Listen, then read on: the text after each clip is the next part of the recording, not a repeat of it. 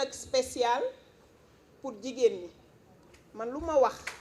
mbaa lu ma def te borom musóor yi bokkuñu ci jëf ja neexuma jëf ja matul sant nañ leen gërëm nañ leen. bu loolu weesoo nag tey jii dañu defoon initiative bi organiser daje bi gëj nañoo daje lool ma ciy profité nag di leen wax ni namoon naa leen lool sax parce que gëj nañoo gisee daje bi ca ba ñuy concerté wu di teg comité électoral communal bu 2019 élection présidentielle. dañuy jaajëfal nag ñi nga xamante ni ñooy coordonnateur u comité électoraux de base yi ñoom ñépp centre par centre woo nañ leen jigéen ña it woo nañ leen ndaw ya it woo nañ leen. bu loolu weesoo ñu xamalaat leen ni leen ñoom ñoo yore liggéeyu commune Thiès Est parce que yaakaar naa ni boo xoolee Thiès ba Thiès daj commune Thiès Est ngay gis ñu mën a daje ñu mën a waxtaan ñu mën a def lu doxal te du am benn problème. xam ngeen lu ko waral on a la crème macha allah nous avons la crème faut pas ñuy sous-estimer ñun li ñu am. suñu mandataire bi honorable député Abdou Mbow premier vice-président assemblée nationale ñu di ko sargal. tonton Brin Ndiaye ku ne xam na li mu def ci politique ñu am tonton Ousseynou Keïta ñu am Mamadou Diène le réseau des enseignants mënoo ko wax Thiès te waxoo ci Mamadou Diène ñu am ku marqué ndaw ñi muy Lamine Ngom ñu am Moustapha Diouf ñu am Mati Senghor Bey ñu am madame Sané mi ci groupement yi ñu am Mame Diarra ñu am ñii ñëpp fii toog ñun nous avons la crème. ñu am aussi suñu vice-président coordination dañ koy saluer sargal ko muy le monsieur Abdoulaye Dieye beraluma ko loxo mais fu ñu gestoo gis ko fu ñu làmb daj ko il faut ñu saluer loolu parce que mën nañu fi am suñu coordination teg ko fi koo ci woo bu yëf yi paree mu fay téléphone am mais loolu dalu la jërëjëf. bu loolu weesoo ñun commune Thiès Est am nañu Maodo Malick Mbaye ku xam Maodo Malick xam ni ragalul daray presse kon ñun on a la crème dans la commune Thiès Est. sama kàddu tey fi ma koy accentuer mooy damay ñaan ñun ñëpp main dans la main ñu def de la commune Thiès Est la commune phare du Sénégal commune boo xamante ni bu élection yi taxawee kenn du dégg ni coow nañu kenn du dégg ni werante nañu kenn du dégg ni am nañ problème ñu tàppe xol yi dès maintenant joxante loxo main dans la main. lii nag tey c'est une grande première bii mooy bu njëkk bi mais on va passer par la suite à un séminaire boo xam ne dañuy diviser góor ñi fii jigéen ñi fii ndaw ñi fii ñu def des ateliers amener une feuille de route boo xam ne moom la ñuy dérouler ci biir commune Est bi. c'est la commune témoin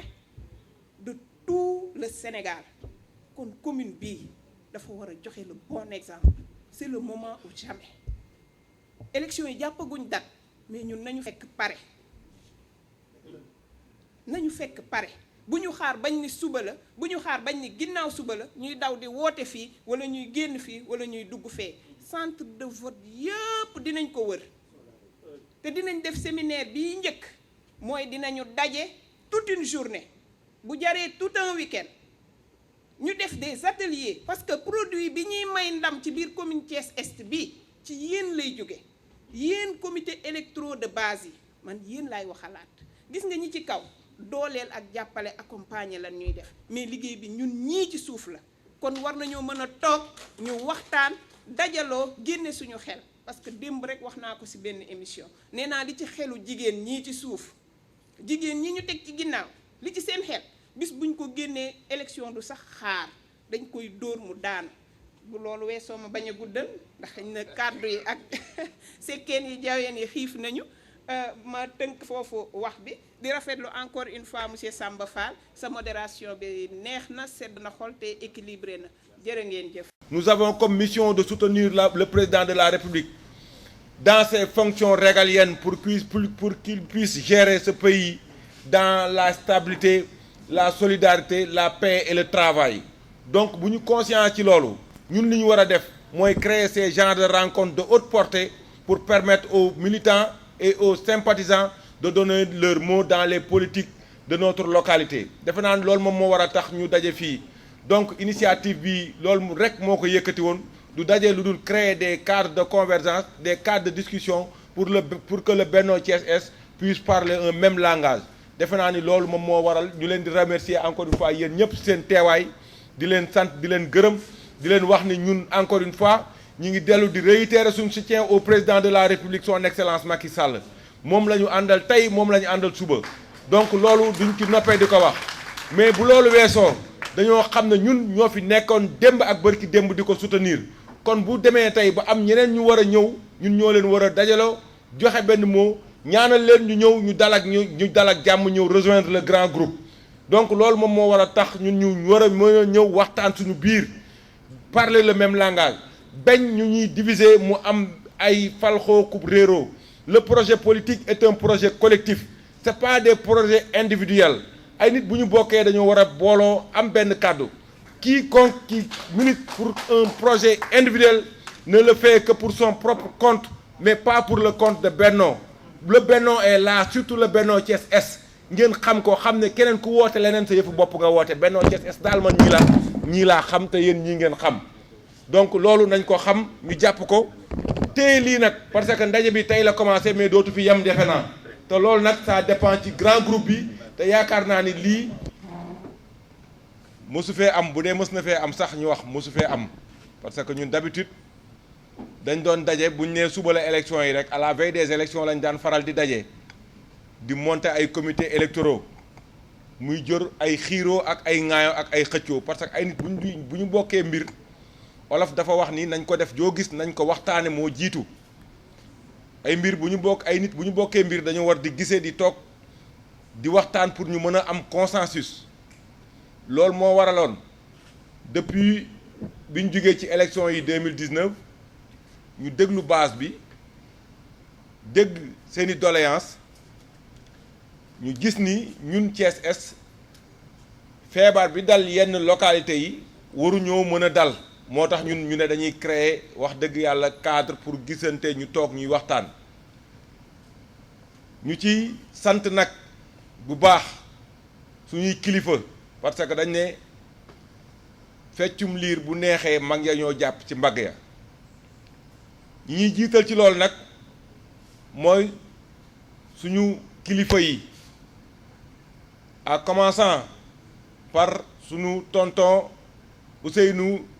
Keïta bu parti socialiste mi ngi nii toog ñu bëggoon ñu mayal ñu ko loxo di ci teg le haut conseiller des collectivités territoriales suñu tonton Brin Ndiaye mi ngi nii toog di ci teg le haut conseiller suñu jigéen suñu mag madame Yaya Ly conseiller des collectivités locales bokk AFP mi ngi nii toog di ci teg le secrétaire général du parti de l'APR muy le tonton Niass mi ngi nii toog moom mu nekk administrateur général du parti di ci teg aussi suñu mag suñu xarit le responsable de Siggi Jotna mu nekk koo xam ne dootuñ ko présenté ci Thiès muy le grand Abdoulaye Dieye mi ngi nii toog mi nga xam ne moom aussi dafa nekk di jouer un rôle important dans la ville de Thiès rawatina nag ñun ñi nga xam ne ñun ak moom a bokk ak moom nag Thiès Est bu ko ñeneen ñi bëggee nag rawatina ñun ñi nga xam ne ñoo moom a dëkk kon Ablaye ñu ngi koy nuyu moom tamit di ci teg aussi suñu mën naa ni sax foofu laa waroon a jiitee parce que man fi ma bokk mooy le parti Alliance pour la République fi ma bokk dama fi am ñoo xam ne maa ngi ñoom ñoo àndandoo woon ci liggéey ba ñu créé parti ba léegi ku ci mel ni suma grand frère Salif Pordia moom mi nga xam ne c'est un pionnier du parti dend ci ak sunu sœur madame Ndeye Soukey Gueye jiite jigéen ñi mi ngi noonu toog ñoom tamit ma leen rappeler dañ ko war a sargal ndax engagement am war ko honorer le 1er mai bii di ñëw moom ñu profité ci yéen waa Thiès Est yëpp di leen ko yëgal pour ñu gunge ko ci bés boobu. di ci teg le coordonnateur du PIT monsieur Ousseynou Ndione mi ngi nii toog di ci teg Pa Sadibou moom suñu nijaay la suñu papa la moom mi ngi nii toog jiite PAI. di ci teg su ma juumul le grand ñing bi nga xam ne moom moo jiite ASP mi ngi nii toog nekk mouvement de soutien. monsieur Diagne ca lu ma ko mastif moom moo tax waaw grand Diagne ñi ngi lay nuyu dalal ak jàmm mi ngi noonu toog di ci teg un jeune boo xam ne. maa ngi tudd Mamadou Diène nekk secrétaire général du comité électoral de Benno Bokk Yaakaar de Thiès Est élection yi nga xam ne moo fi passé yàlla dafa def nag ñu jël fi une initiative extrêmement importante muy une innovation de taille au niveau de Thiès Est mooy lan gis nañ ne bu ñu toogee plus de 26 mois de léthargie au-delà même de léthargie de l'hibernation ci la ay responsable ay ndaw nekk ci biir parti bi nekk ci biir coalition bi am fa un rôle extrêmement important ñuy jouer mën naa ci lim quelqu'un comme Lamine Ngom responsable des jeunes de Benno de Thiès Est ci comité électoral bi Mame Mbaye Guèye responsable des femmes de Benno de Thiès Est